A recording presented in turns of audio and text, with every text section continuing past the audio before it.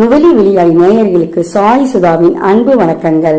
ஒரு நிமிடம் பகுதியில் இன்று நாம் பார்க்க இருப்பது சுரக்காய்க்கு உப்பில்லையாமே, உண்மையா என்பதுதான்.